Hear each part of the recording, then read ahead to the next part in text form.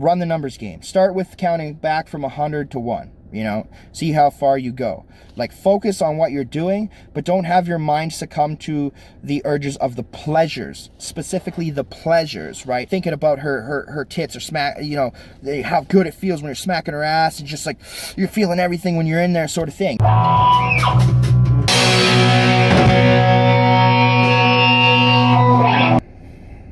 So what is premature ejaculation? Premature ejaculation is when a dude basically oozes out of his pee-pee, you know what I mean? He has that little... He's got the liquid flowing out before he wants it to. Now, see, that's the thing here. It's honestly totally okay to have jokes and everything like that. It's honestly okay to make light of the situation with a bunch of jokes and to have that be a part of our culture. However, there are negative connotations towards that, right? The negative connotation is that it creates this stigma. Not every guy is going to be the most confident dude in the world.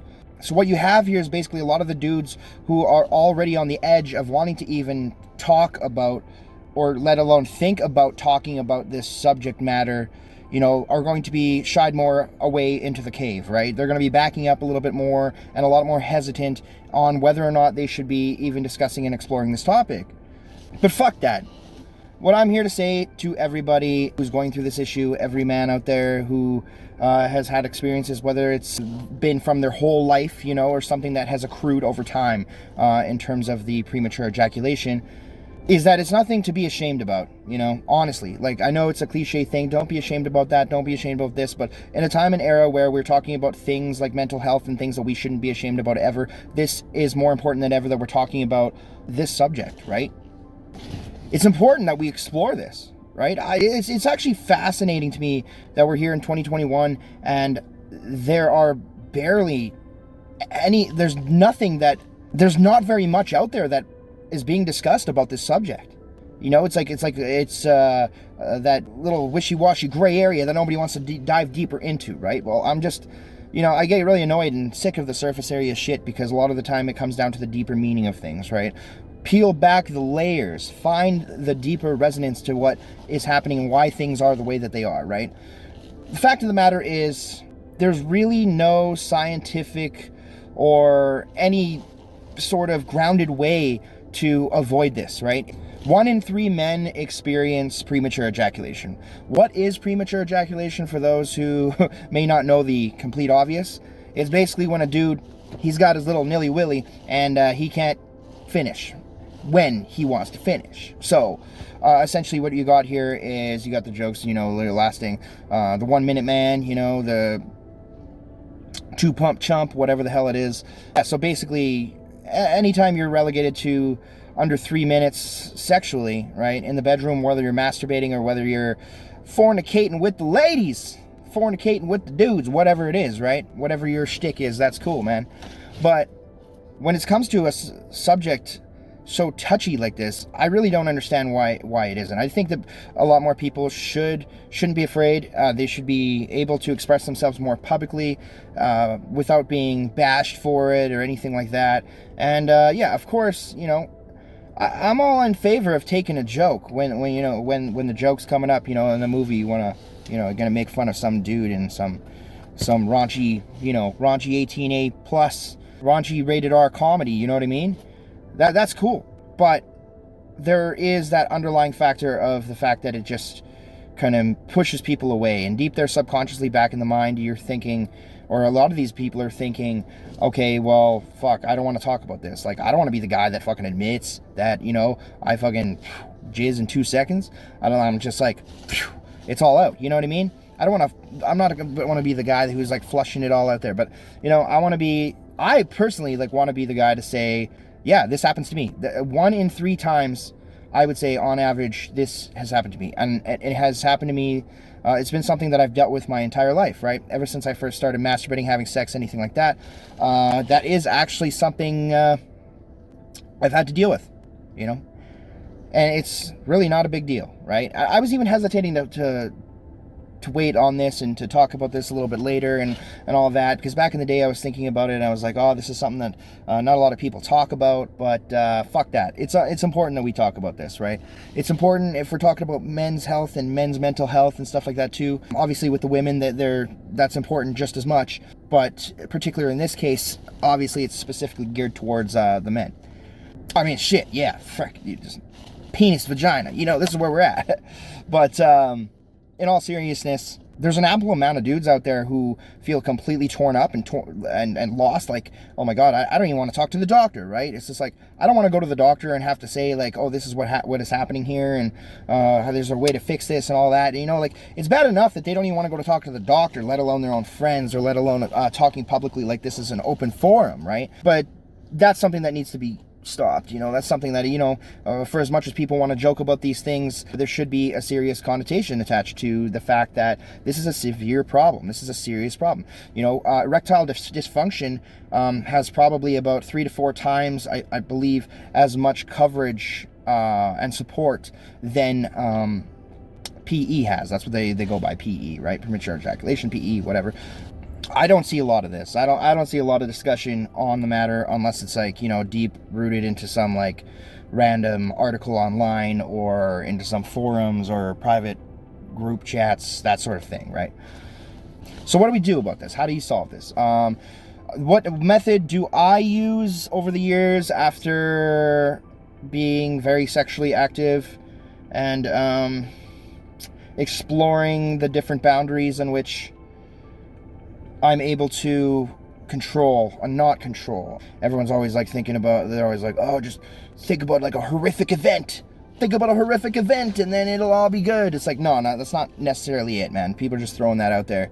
They're just going off a whim. They're not really plugging themselves in and dialing deep into actually what the deeper rooted issue is and how to stop that, right? Meditation, first and foremost. Meditation will actually help you stay more present to the moment. And the more present to the moment you are, the more focused you're going to be in when you're trying to ease your nerves and trying to settle down when it comes to that subject. A lot of men actually have this issue simply because they're not as, they may not be as sexually active. They may be reserved from not having that intercourse, that fornication, that carnal knowledge with a woman or with a dude or with whatever the fuck. Your invisible hand, friend. Your invisible friend, your hand. Whatever, you get the point I'm trying to lay down here. I mean, the fact that a lot of men that experience these issues don't typically have a lot of sexual partners, don't frequently adhere to sexual intercourse is an issue of its own too, just simply because the fact that if you're not doing this as often, it's harder to control without having a lot of these experiences, right? So your level of excitement, right? So that's one of the big triggers that I've found for myself is that, the sexual excitement. You get yourself all worked up, you see that hot chick or whatever, you been working at it, been going at it, flirting it up and everything like that, trying to get in to the point where you guys are harmonious in the bedroom, to that point past where you guys are just talking as a little bit more than friends to, laying down the business. So you get that point, it's almost like if you don't have that sort of presence in mind or that sort of experience to the point where you're more relaxed in nature in those situations, it'll probably be even doubly more difficult for that person and that individual to control their urge for when they're getting in there and having sex. So, when this is all finally going down, you'll find that you'll be lucky to last about 30 to 45 seconds if you don't have any sort of initial control before. What methods work? I would say yes. If you're masturbating within a 2-hour window before having sex, that is definitely key. Usually the second go around, right? If you have like a plan, you have a plan with your partner, you have a plan with your significant other, friends with benefits, whatever, to be like, oh, okay, if I might finish real quickly, just like fool around. If I finish real quick, maybe 20, 25 minutes later, we're going to be good to go again, right? That's not always the case. You're not always afforded that luxury of that time to go for round 2. But if you have that opportunity, that's wicked. You're just, now you're getting 2 for the price of 1. That's the way I see it. 2 for the price of 1 admission. That's sweet, right? Don't take that as like a negative thing. Don't take that as a bad thing. Just like, take that as something that is more fruitious for you. But yeah, it's a lot harder to calculate because it's like if you're masturbating beforehand within that 2-hour window, it's just like, you know, it's like you're planning to have sex within that 2-hour range. Like, the 9 times out of 10, that's not always going to happen that way that you're planning it, unless you're, you know, unless you have that foundation with your wife or significant other, where you're going to be dialed in with that routine, and you know, like you're going to actually be going forth with that within that time frame. Believe it or not, one of the things that I find that it is also helpful is going to be Cialis. It sounds a little bit crazy because, you know, there's a lot bit of a stigma around that too, right? You're going to talk about Viagra, going to talk about Cialis. Well, Cialis and Viagra, they're two differentiating drugs, you know what I mean? You get from the doctor, whatever. But the good news with that is it's taking Cialis, obviously what it does is increase the blood flow down there, right? Down south for the winter, going to increase the blood flow a little bit, going to keep you a little bit erect, right? So depending on the potency, of course, when I do take it, I will take half a pill. A full pill, you know, maybe if you builds up a tolerance to it. It also depends on whether or not you have any other medical conditions. You need to look into that and be smart about it, of course, without being reckless about it. But this is something where, let's say, you know, you're in favor of that other person, you know, you're having personal stress and anxiety and issues in your relationship, and you want to magnify things and ignite that spark a little bit deeper. You know, let's say, basically what I'm saying is you want to keep going after you finish. You know, just power on through. Most dudes, without that Cialis, that extra push, you're not going to be able to just push on through. You're going to need a little bit of a boost, and this is what this boost is the Cialis. So I'll take like a little bit of that Cialis, right? So even if I do come fast, if I do finish fast, I have that ability to just keep on powering through. Benefits increase there because of the fact that I get to pleasure my partner, right? For me, it's very important that my girlfriend, my partner in life, is going to be pleasured and satisfied, right? That is like the initial thing that I've come to realize is I have more pleasure in pleasuring other people than pleasuring myself. And maybe it's too much information, TMI, whatever. But yeah, I'm here to be on open forum. I'm public now about virtually everything. I got nothing to hide when it comes to this stuff. But if this gives some sense of relatability to somebody else, then who knows who it could help, and who knows who it could enable in allowing that person to now feel they're free to share how they feel and what they're going through, right? That's what it takes, right? Is one person shares, you know, word of mouth or whatever, it kind of gets that relatability, that little bit of a comfort level is built up, and then next thing you know, this person is offering up the help to other people as well. It's like trickling effect for the positive nature of things. Without the Cialis, let's say obviously you don't have the Cialis or anything like that, you could venture into the thicker condoms. Going into the thicker condoms and everything like that, depending on your level of sensitivity, the thicker condom might not work as well. It might buy you some time, it might buy you a couple minutes, but without a little bit of that willpower and mind power, it might fuck you over, no pun intended. It might screw you in the way that you don't want to be screwed, and that's not always a good option either, but it is better than raw dogging it and going at it that way. Numbing cream. Numbing cream, let's say I have tried the numbing cream. That is probably...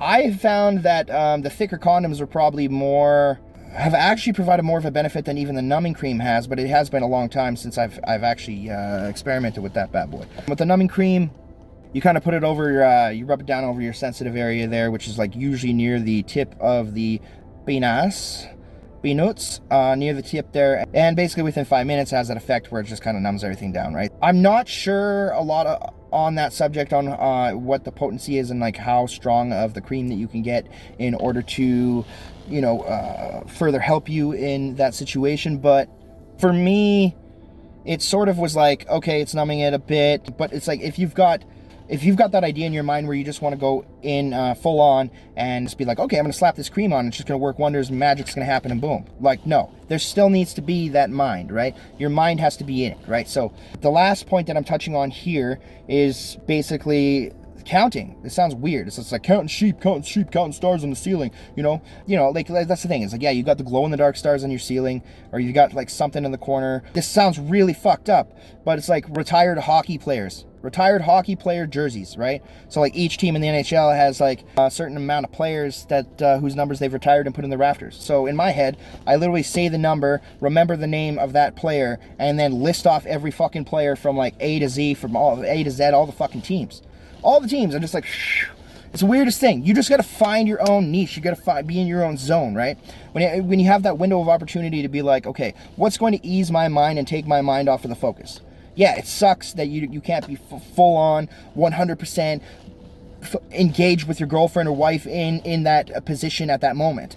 But this is going to afford you the opportunity of you lasting longer. And the longer that you last, it will build up a certain level of tolerance to the point where you actually will be better and better time and time again.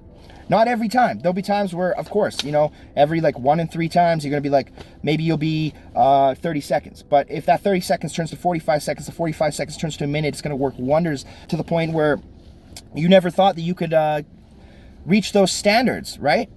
And then you're going to have, then let's say you build it up to 2 minutes and the next time you last 30 seconds, well, whatever. Don't let that bring you down when you know that slowly you're engaging yourself a little bit more and your mind is getting a lot stronger. And when the mind is getting stronger, the body's getting stronger as well too, and you got more self-control. It's as best as we can do. It's what we got.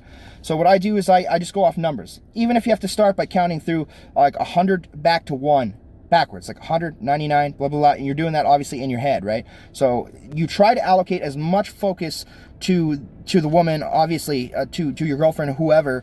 You want to give as much pleasure and as much engagement with that person.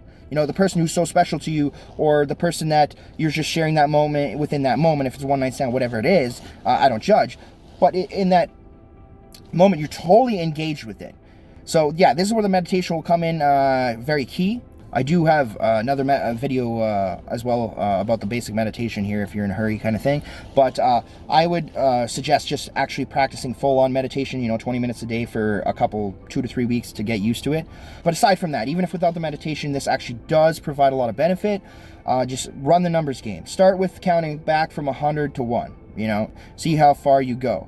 Like, focus on what you're doing, but don't have your mind succumb to the urges of the pleasures, specifically the pleasures, right? Thinking about her tits or smack, how good it feels when you're smacking her ass, and just like you're feeling everything when you're in there, sort of thing. That, it's like, yeah, you want to enjoy that to the fullest, of course, but if you're giving it about 85% and you're allocating at least 15% of that extra focus away from, those urges, it will allow you to fixate yourself on holding that, holding your load for a lot longer, so to speak, rather than just blowing off within the first couple of minutes there. So just work on that. Go counting back down like 100, 99, whatever. And if the numbers aren't good enough, that's where you elevate it. You elevate your game at that point. You go from the numbers to, like I said, like for me, I just found, like, I love hockey, so it's just really random. I just be like, okay, Edmonton Oilers, what numbers you got retired here? Okay, we got, Paul Coffey, number 7, 17, Yari Curry, Wayne Gretzky, 99, Messier, 11. We're going to go down the list. You're going to go down the list, and what you're going to find is you're now all of a sudden, your part of your brain is actually dialed into those numbers or whatever, right? And the other part of your brain is focused on what you're doing to give pleasure to the other person, and of course consume pleasure for yourself, but not too much to the point of early eruption. So you just kind of keep trucking along and you pull through, and then eventually your mind gets into this zone where you are lasting a little bit longer and you are actually coming out the other side on top, where you feel a little bit less ashamed. That's the goal here. The goal isn't to fucking climb Mount Everest right away. It's not the summit of the mountain that you're looking at the top of the mountain saying, oh fuck, I can't do this. It's the feet in front of you, right? The stairs in front of you, one step at a time. That's where your eyes are looking at. So when you're getting from that 30 seconds to the 45-second mark, and you bridge it up to the 5-minute mark, and even if you fuck it up the next couple of times, just have that mindset engaged in that frame for the next several times that you're doing it. That's as best as we can do. And afterwards, when you do come early, there's a lot of people that are just like, oh my god, I'm sorry, and I'm like this too. I'm guilty of this too, obviously, several times, where it's just like, come fast. I'm just fucking so ashamed, like, fuck, I just wanted to keep going. And it's like, even like the orgasm when it happens, you're just like already ashamed when it's happening. So like that brief moment where you're actually enjoying it, you don't really enjoy it as much anyway.